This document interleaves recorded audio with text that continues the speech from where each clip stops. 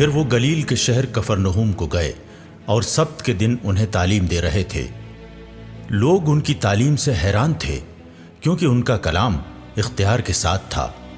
عبادت خانے میں ایک آدمی تھا جس میں ناپاک روح تھی۔ وہ بڑی آواز سے چلا اٹھا، اے یسوع ناصری، ہمیں تم سے کیا کام؟ کیا تو ہمیں ہلاک کرنے آیا ہے؟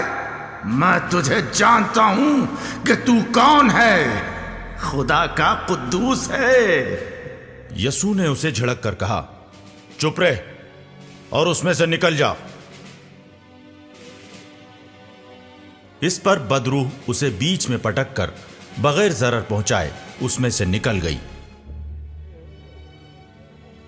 اور سب حیران ہو کر آپس میں کہنے لگے کہ یہ کیسا کلام ہے، کیونکہ وہ اختیار اور قدرت سے ناپاک روحوں کو حکم دیتے ہیں اور وہ نکل جاتی ہیں۔